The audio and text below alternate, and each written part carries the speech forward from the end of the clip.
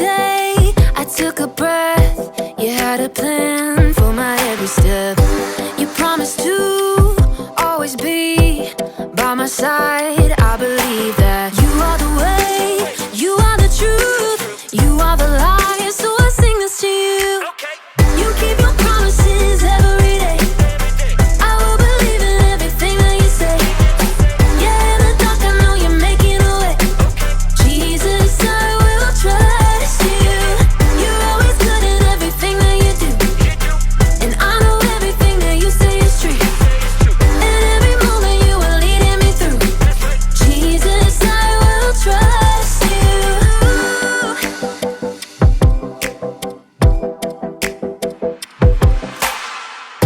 I wanna be honest and true and do what's right the way you do. You're teaching me to take a stand and live for you, 'cause I believe that you are the way, you are the truth, you are the light. So I sing this to you. You keep your promises every day. I will believe in everything that you say. Yeah, in the dark I know you're making a way. Jesus, I will trust you. You're always good at everything that you do, and I know everything that you say is true. And every moment you are leading me through. Jesus, I will trust you. Even in the moments I feel alone, I know I can trust that you're working and holding my world in your hands. Even in the moments I feel alone, I know I can trust that you're working and holding my world in your hands. You are the way, you are the truth, you are the life. So I sing this to you. You keep your promises every day. I will believe in everything that you say. Yeah, in the dark I know you're making a way. Jesus, I will trust you. You're always good at everything that you do, and I know everything that you say is true. And every moment you are leading me through. Jesus, I will trust you.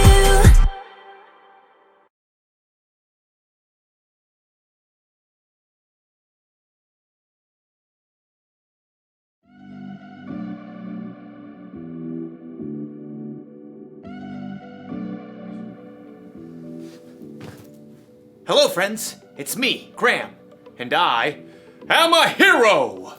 Hee-yah! Hee-yah! Hee-yah! Hee-yah! Uh-oh. Well, okay, I'm not a real hero, but I'm pretending to be one. It's fun to be a hero because heroes have integrity. Integrity is choosing to be truthful in whatever you say and do. And heroes, above everything else, are truthful. Of course, it's also fun to pretend to be the villain. Now you will know the power of the bucket. For I, Buckethead, am your second cousin once removed. No, that's impossible! We look nothing alike! Would I lie to you? Yeah, probably. You're right, I probably would.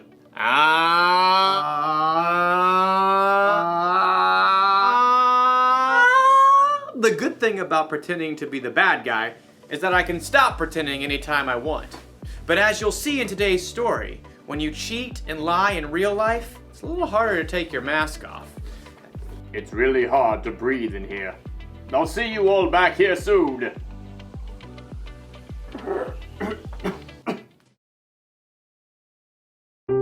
The Bible. It's 66 books of history, stories, letters, and poetry that fit together to form God's one big story. The epic adventure of how He created us and loves us so much that He made a way to rescue us. As we travel through the Bible, from Genesis to Revelation, we discover people who met God and found their lives changed forever.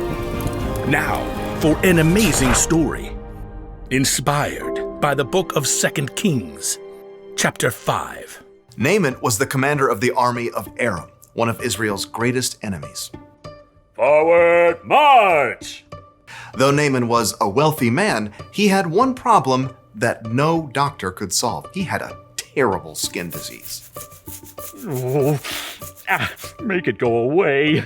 Then Naaman heard news of a prophet in Israel, Elisha, who might be able to help. But instead of going straight to Elisha, Naaman took rich gifts to the king of Israel, along with a letter from the king of his own land explaining how important he was.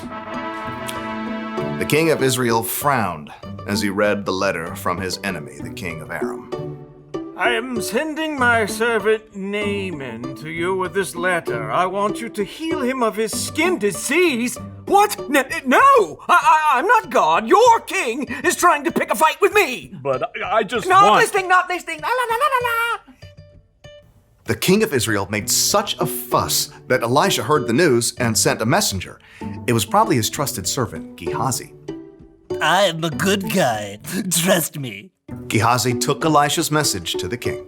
Elisha says tell the man to come to me.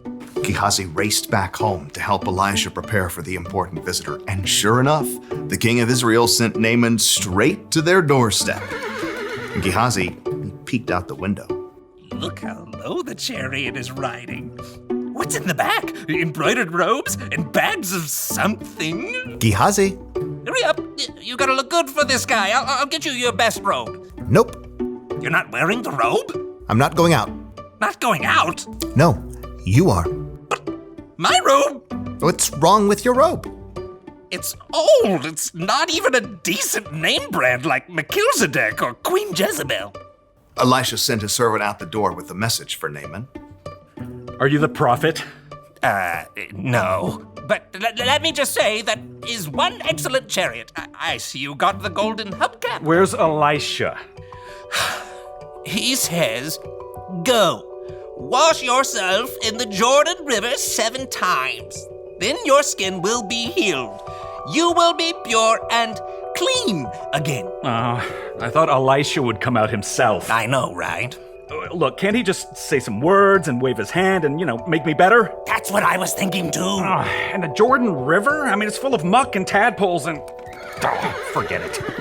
Naaman tore off, angry, but his servants convinced him to follow Elisha's instructions. Naaman dipped 7 times in the murky Jordan River, and when he rose from the water on his 7th time, What? his skin was perfectly clean. He was healed. Unbelievable. Naaman raced back to Elisha's home. This time, the prophet came outside along with Gehazi. Naaman marveled at his unmarked arms and hands. Now I know that there is no God anywhere except in Israel. Please take a gift from me. Gehazi inched closer to the chariot. He could see the richly colored robes hanging over the bags of gold and silver. Is that a genuine Melchizedek robe? Uh-huh, the real deal. Just have your servants unload around back and I'll... Nope. I serve the Lord. You can be sure that he lives. And you can be just as sure that I won't accept a gift from you. What? Please, I'm begging you. He's begging you, Elisha. But Elisha still refused to take a single coin from Naaman and send him away in peace. Elisha went back inside, leaving Gehazi speechless on the doorstep. What? No. Seriously? Gehazi could still see the dust kicked up by the horse's hooves. Elijah should have taken something. If he didn't want it, he could have just given it to me. With that, Gehazi took off running down the road. His arms pumped and his sandals flapped as he crested the hill and came up alongside the chariot. Naaman pulled it to a halt. Is everything all right? It's fine. My master sent me to say that 2 young prophets have come to visit. Yeah, that's it. Please give them 75 pounds of silver and 2 sets of clothes. Oh, of course. Take twice as much. Naaman's servants carried the heavy bags of silver and clothing back up the road. But as they approached Elisha's house... Hey, thanks. I got it from here. Straining beneath the weight of his heavy load, Gehazi snuck inside and stashed the clothing and silver in his room. Then he hurried back out and strolled through the front door.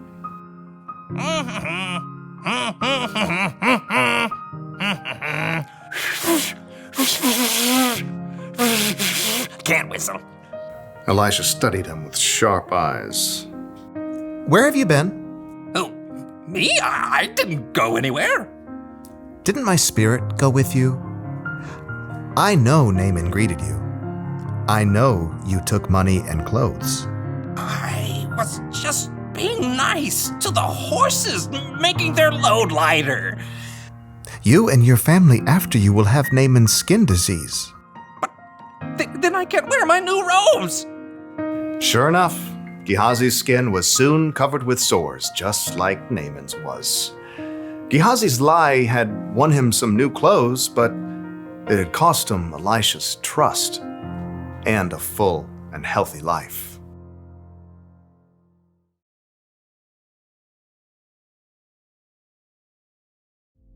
Elisha's servant Gehazi told some lies, didn't he? He lied to himself, saying he needed more stuff than he already had. He lied to Naaman to get the stuff. Then he lied to Elisha about all of it. Maybe Gehazi wasn't a bad guy, but would you be able to trust somebody like that? Never! What if someone lied to you? What if they said they were going to keep a secret, but they let it slip out? Or if they said they'd do one thing, but then did something else instead? Do you still trust them? Oh no! It's harder to trust people after they've let you down, right? Correct! It works the same way when we're the ones who tell the lie or don't do what we say we'll do. It can make us come across as the villain. So here's the one very important thing to remember. When you're not truthful, you lose trust. When you are truthful, you're the hero! And if you need even more evidence that being truthful is the way to go, look to Jesus. He always did exactly what he said he would do. He can be trusted no matter what. That's what I want to be. What do you say, Buckethead? Will you turn from your villainous ways? Do I get to keep the bucket? Sure. It's a deal! Great! Go be heroes, everyone. Bye! Hey, Buckethead, how do you feel about tacos?